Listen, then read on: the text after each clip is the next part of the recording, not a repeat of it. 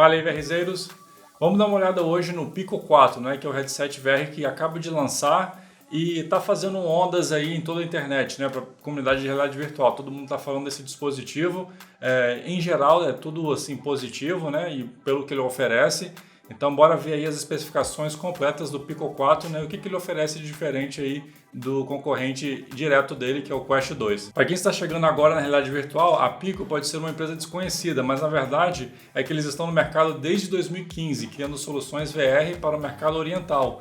E foram uma das primeiras empresas a criar um VR standalone, né? Bem lá atrás, em 2016, quando a primeira onda de VRs para consumidores chegavam no mercado, sendo eles, né, o Oculus Rift CV1, o HTC Vive e no finalzinho do ano o PlayStation VR, né, o PlayStation VR 1. Ano passado, em 2021, a Pico finalmente teve um grande salto, sendo adquirida pela ByteDance, a gigante por trás do TikTok.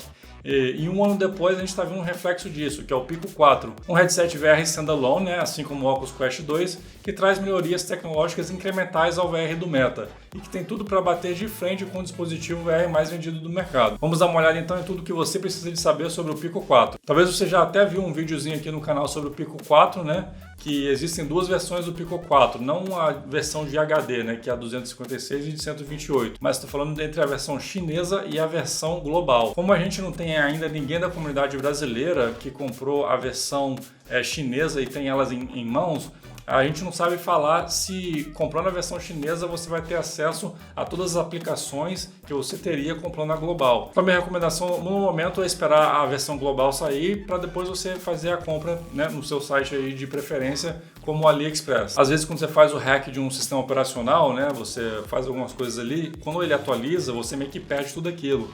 Então você toda hora vai ter que estar talvez atualizando algumas coisas da sua versão chinesa para ela poder funcionar, assim como os aplicativos também.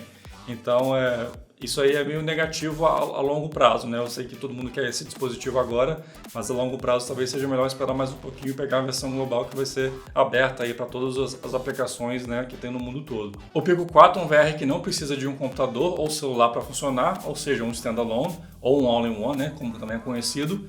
Ele possui o mesmo processador que o Quest 2, que é o XR2, assim como vários outros dispositivos desse segmento, né? Outros VRs também standalone têm o XR2 como o processador principal. Ele também tem 8 GB de RAM, que é 2 GB de RAM a mais do que o próprio Quest 2. Fora a versão chinesa e global, as únicas opções que você tem na escolha do Pico 4 o HD, né? Sendo ele de 128 GB ou de 256. O primeiro ele sai por $429 e o segundo você pode comprar ele por $499. Essa é a única diferença em si entre, né, essas duas versões que existem, fora essa questão de global e chinesa. A tecnologia das lentes utilizada no VR é do estilo panqueca, que é uma lente que dobra a luz múltiplas vezes para chegar num perfil mais fino das lentes atuais. Isso faz com que a profundidade do VR não precise ser tão grande, diminuindo o tamanho do dispositivo em si. E além de melhorar o design, lentes panqueca diferentes das Fresnel, né, que é da maioria dos VRs que tem no mercado, não sofrem tanto com aberração cromática e distorção, dando uma imagem mais nítida ao redor de toda a lente, né? Então, aquele campo que você olha, né, que a imagem está perfeita, ele é bem maior nas lentes panqueca. Como você talvez já tenha visto, as lentes são bem grandes, né? Quando você olha ali, ela ocupa bastante espaço do VR em si. Então, o Pico 4 tem um campo de visão de 105 graus, mais ou menos 10% a mais do que o próprio Quest 2. Uma funcionalidade inédita do Pico 4 é o ajuste automático das lentes. Você passa por um tutorial de configuração de IPD, né, que é a distância interpupilar, e as lentes mudam de posição automaticamente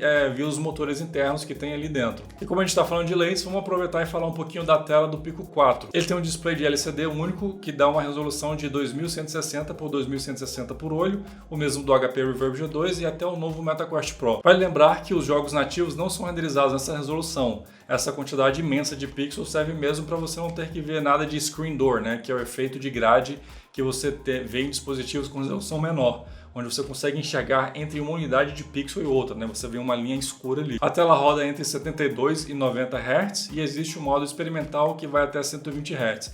Assim como a gente já viu também no Oculus Quest 2, né? Ele começou assim também. Agora falando um pouco da tecnologia de rastreamento, eles optaram por Inside Out, que está sendo utilizado em praticamente tudo agora, que são as câmeras embutidas no VR, que lê o espaço ao seu redor, né? Para calcular onde você está se movimentando no espaço. E ele também tem uma câmera colorida central que possibilita você ver o mundo ao seu redor do pass-through, né? A câmera pass-through a cores, né? Diferente do Quest, que é preto e branco, uma imagem meio esquisita. No material de promoção do Pico 4, eles falaram bastante do peso do VR, né? Sendo, acho que em torno de 285 gramas. Mas na verdade é que ele é mais ou menos o dobro disso em peso. Eles estavam calculando ali só o display em si e eles não levaram em conta a alça e a bateria que fica atrás. Então, né, uma estratégiazinha aí de marketing que eles fizeram para falar que ele é super leve. Mas ele é bem balanceado, né? O peso dele da frente é praticamente o mesmo peso que atrás. Então, quando você coloca na cabeça, você não sente nenhuma pressão em si no seu rosto. Ele fica bem balanceado e bem confortável. A bateria em si tem uma suposta durabilidade de 2 a 3 horas, mas há relatos que ela não dura nem 2 horas. E como a gente começou a falar de conforto, em geral, eu tenho escutado vários elogios, né, na questão do conforto, especialmente por ele ser tão equilibrado. Mas algumas pessoas também falaram que a espuma, né, que encosta no seu rosto, que encosta atrás, ela é um pouco rígida demais. E dependendo do formato do seu rosto, você talvez não vai estar tão confortável porque vai entrar luz nas laterais, né? Porque ela não vai se moldar ao seu rosto por ela ser rígida. Os controles também têm recebido críticas bem positivas pelo seu formato, né? Que facilita a união das mãos e aquele anel não bate um no outro, né? E ele também, como, né, qualquer controle de VR, ele possui motores que transmitem vibrações. Algumas pessoas relataram que talvez os controles sejam pequenos demais para pessoas com mãos grandes. E falando de mãos, o Pico 4 tem funcionalidade de hand tracking, só que não é tão evoluída como a do Quest 2.